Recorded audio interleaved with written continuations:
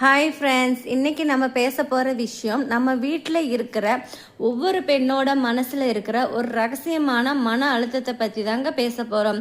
காலையில் 5:30 மணிக்கு அலாரம் அடிக்கிறதுக்கு முன்னாடி நம்ம அடித்து பிடிச்சி எந்திரிக்கிறோம். நைட்டு எல்லாரும் தூங்கின பிறகு அப்பாடான்னு படுக்கிறோம்.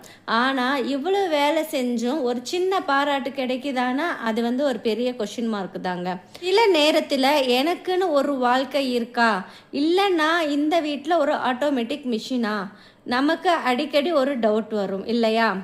வீடு துடைக்கிறோம், பாத்திரம் கழுவுறோம், சமைக்கிறோம், துணி துவைக்கிறோம். ஆனால் நம்ம மனசில் இருக்கிற கவலைகளை துடைக்கிறதுக்கு மறந்துடுறோம். அதனால தான் இன்னைக்கு இல்லத்தரசிகளோட மன அழுத்தத்தை அப்படியே குறைக்கிற மாதிரி 5 சிம்பிள் விஷயத்தை பற்றி பார்க்க போகிறோம். ஸ்கிப் பண்ணாமல் கடைசி வரைக்கும் பாருங்கள். இந்த வீடியோ நம்மளை மாதிரி இல்லத்தரசிகளுக்கான வீடியோ. வாங்க வீடியோக்குள்ளே போகலாம். வீடியோக்குள்ளே போகிறதுக்கு முன்னாடி இன்னும் நம்மளோட சேனலை சப்ஸ்கிரைப் பண்ணலாம், மறக்காமல் சப்ஸ்கிரைப் பண்ணிடுங்க. பெல் ஐக்கானையும் கிளிக் பண்ணிக்கோங்க. முதல்ல நம்ம எல்லாருக்கும் டைம் ஒதுக்குறோம்.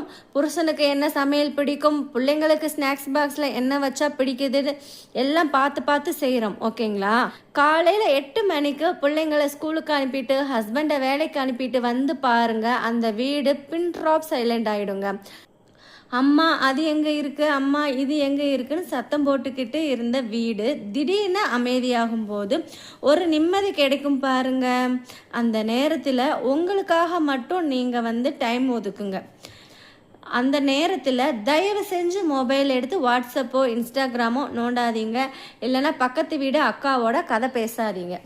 நான் என்ன பண்ணுவேன் தெரியுமா? அழகாக ஒரு டீ போட்டு சோஃபாக்கு எடுத்துகிட்டு யூடியூப்பில் எனக்கு பிடிச்ச பாட்டு போட்டு அந்த பாட்டு சத்தத்தில் வேலை செஞ்ச அலுப்பே தெரியாதுங்க. அவ்வளோ சுகமாக இருக்கும்.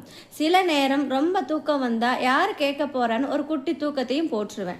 இல்லைனா எனக்கு பிடிச்ச ஸ்டோரி புக்கை எடுத்து படிப்பேன். நிறைய பேர் கேட்பாங்க, இந்த அரை மணி நேரத்தில் என்னத்தை தான் பெருசாக சாதிக்க போகிறேன்னு. நம்ம இந்த நேரத்தில் கோட்டை கட்ட போகிறது இல்லை மக்களே. ஆனால் அந்த அரை மணி நேரத்தில் தான் நம்ம மனசு கோட்டை மாதிரி ஸ்ட்ராங்காக மாற்றுது. ஆனால் யாருமே இல்லாத அந்த அரை மணி நேரத்தை நமக்கு பிடிச்ச ஹாப்பி டைமாக மாற்றிக்கலாம். அதுதான் அன்னைக்கு முழுசாக புத்துணர்ச்சியோடு இருக்க போகிற பேட்ரி ரீசார்ஜ். அதனால் அந்த அரை மணி நேரத்தை அட போங்கப்பா இதில் என்ன இருக்குன்னு விட்டுறாமல் உங்களுக்கான நேரம் மாற்றி அதை ரசித்து கொண்டாடுங்க. 2வது பாயிண்ட் என்ன சொல்ல வரேன்னா, எல்லா இல்லத்தரசிகளுக்கும் ஒரு வியாதி இருக்குங்க. எப்போவுமே அந்த டிவியில் வர மாதிரி பலன்னு வீட்டு இருக்கணும்னு நினைப்போம். சோஃபா மேலே ஒரு சின்ன துணி கிடைஞ்சாலும் நம்மளுக்கு பிபி எகிரும் பாருங்க மக்களே. கொஞ்சம் ரிலாக்ஸாக இருங்க. நம்ம நடத்துறது வீடுங்க, மியூசியம் கிடையாது. வீடை அழகாக வச்சுக்கிறது முக்கியந்தாங்க. ஆனால் அதை விட முக்கியம் நீங்கள் ஆரோக்கியமாகவும் சந்தோஷமாகவும் இருக்கிறது. என்னதான் ஒரு நாள் உங்களுக்கு உடம்பு முடியலைனாலும் இல்லை மனசு ரொம்ப சோர்வாக இருக்குன்னா அன்னைக்கு ஒரு நாள் மட்டும் பாத்திரம் கழுவாமல் இருந்தால் ஒன்றும் குடிமுழுங்கி போயிடாதுங்க. சிங்கில் 2 தட்டு எக்ஸ்ட்ரா இருந்தால் இருந்துட்டு போகுதுங்க, பரவாயில்ல, ஒரு நாள் மட்டும்தானே, இருந்தால் இருக்கட்டுமே விட்டு பழகுங்க. மற்றவங்களுக்காக ஓடி வீடை சுத்தம் பண்ணுற நீங்கள் உங்களையும் கொஞ்சம் கவனிச்சுக்கோங்க மக்களே. பாத்திரத்தோட உங்கள் நிம்மதி தான் ரொம்ப முக்கியம். 3வது, நம்ம மனசுக்குள்ளேயே எல்லாம் போட்டு பூட்டி வச்சுக்கிறது தான் இருக்கிறதுலையே பெரிய ஸ்ட்ரெஸ் மக்களே. நமக்குன்னு மனசு விட்டு பேச கண்டிப்பாக ஒரு ஆள் வேணும். அது உங்கள் அம்மாவா, இல்லை அக்காவா, இல்லை நல்ல தோழியா, யாரா வேணாலும் இருக்கலாம்.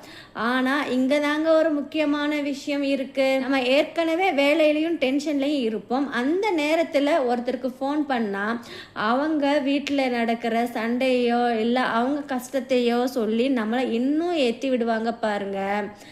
அவங்க கிட்டலாம் அந்த நேரத்தில் பேசவே பேசாதீங்க. ஏற்கனவே நம்ம இங்கே வெந்து போய் இருப்போம். இதில் அவங்க கதையை கேட்டு நமக்கு இன்னும் டென்ஷன் தாங்க அதிகமாகும். அதனால் அம்மா அக்கா கிட்ட பேசுகிறது பிரச்சனை இல்லைங்க. அவங்க நம்மளை கஷ்டப்படுத்த மாட்டாங்க. ஆனால் மற்றவங்க கிட்ட பேசும்போது யார் நம்மளை சிரிக்க வைப்பாங்களோ, யார்கிட்ட பேசினா நம்ம மனசு லேசாகுதுன்னு அவங்க கிட்ட மட்டும் ஒரு 10 நிமிஷம் பேசுங்க. கண்டிப்பாக வீடை பற்றியோ குழம்புல உப்பு கம்மியாக போட்டதை பற்றியோ பேசாதீங்க. பழைய ஸ்கூல் நினைவுகள், உங்களுக்கு பிடிச்ச படத்தை பற்றி ஜாலியாக பேசி நல்லா வாய் விட்டு சிரிங்க. ஏன்னா சிரிப்பது தாங்க பாதி நோய்க்கு மருந்து. நம்மளை அழ வைக்கிறவங்க இல்லை, நம்மளை சிரிக்க வைக்கிறவங்க தான் இந்த நேரத்தில் நமக்கு தேவை. அடுத்த விஷயம் என்னன்னு பார்த்தீங்கன்னா, அடுத்த முக்கியமான விஷயம், நம்ம நல்ல டேஸ்ட்டாக சமைச்சா நம்ம வீட்டுக்காரரும் சரி, நம்ம பிள்ளைங்களும் சரி, ஆஹா ஓஹோன்னு பாராட்டுவாங்கன்னு பார்த்தா கண்டிப்பாக அது நடக்காதுங்க. ஏன்னா அவங்க சாப்பிட்டு முடிச்சு கை கழுவ போயிடுவாங்க. அதனால் நீங்களே உங்களை பாராட்டிக்கோங்க. இன்றைக்கி சாம்பார் செம்மையாக வச்சுருக்கோமேன்னு உங்களை பார்த்து கண்ணாடி முன்னாடி நின்று நீங்களே பெருமையாக பேசிக்கோங்க. வாழ்க்கையில் என்ன விஷயத்துக்குமே நம்ம மற்றவங்களை எதிர்பார்த்துட்டு இருக்கக்கூடாதுங்க. அவங்க நம்ம வீட்டுக்காரராக இருந்தாலும் சரி, பிள்ளைங்களாக இருந்தாலும் சரி, அவங்க ஒரு விஷயம் செஞ்சால் சந்தோஷங்க, ஆனால் செய்யலைனாலும் அதை நினச்சி வருத்தப்படக்கூடாது. இப்போ உங்களுக்கு ஒரு கோவிலுக்கு போகணுமா, அவர்கிட்ட சொல்லுங்கள். அவர் வரேன்னு சொன்னால் கூட்டிகிட்டு போங்க. ஒருவேளை அவருக்கு வேலை இருந்தால் பரவாயில்லைங்க, நான் போயிட்டு வரேன்னு நீங்கள் கிளம்புங்க. சின்ன விஷயங்களுக்கு கூட பெர்மிஷன் கேட்டுட்டு இருக்கணும்னு அவசியம் இல்லைங்க. முக்கியமான விஷயங்களை சொல்லிட்டு நீங்கள் செய்ய ஆரம்பிங்க. முக்கியமான இன்னொன்று சொல்லணும்னா, மக்களே, நம்ம வீட்டுக்காரர் பூ வாங்கிட்டு வருவாருன்னு ஆசையாக காத்துட்டு இருப்போம். ஒரு காலத்தில் நானும் அப்படி தாங்க இருந்தேன்.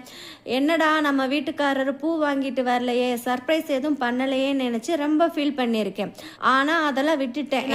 மற்றவங்கள எதிர்பார்த்துட்டு இருக்கிறதுனால நம்ம மனசு கஷ்டப்படுறதுனால ஒரு பிரயோஜனமும் இல்லைங்க. அவருக்கும் 1000 வேலைகள் இருக்கும், அதனால் அவர் மறந்துருக்கலாம். அதுக்காக நம்ம ஏன் நம்ம சந்தோஷத்தை விட்டு கொடுக்கணும்? உங்களுக்கு ஒரு பூ வைக்கணும்னு ஆசையாக இருக்கா, நீங்களே ஒரு முழம் மல்லிகைப்பூ வாங்கி வச்சுக்கோங்க. அந்த வாசத்திலேயே வர சந்தோஷம் இருக்கே, அதுவே தனி சுகங்க. இதெல்லாம் ஒரு சந்தோஷமான சில பேர் கேட்கலாம். ஆனால் அந்த சின்ன சின்ன விஷயங்கள் தாங்க நம்மளோட நிம்மதியே இருக்குது. நம்மளை நம்ம சந்தோஷமாக வச்சுக்கலைன்னா அந்த வீடு சந்தோஷமாக இருக்காதுங்க. ஸோ நம்மளை நாம் சந்தோஷமாக வச்சுக்கிட்டா தான் அந்த வீடும் சந்தோஷமாக இருக்கும். அதனால் யாருக்காகவும் காத்துட்டு இருக்காமல் உங்களுக்காக சின்ன சின்ன சந்தோஷங்களை நீங்களே வர வச்சுக்கோங்க.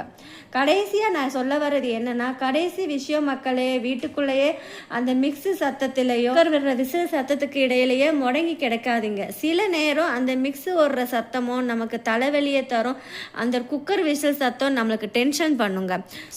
ஸோ சாயங்காலம் ஒரு 10 நிமிஷம் அந்த சமையல் அறையை விட்டும், பாத்திரம் கழுவுறதை விட்டும், சவுண்டு எல்லாத்தையுமே விட்டுட்டு வெளியே வாங்க.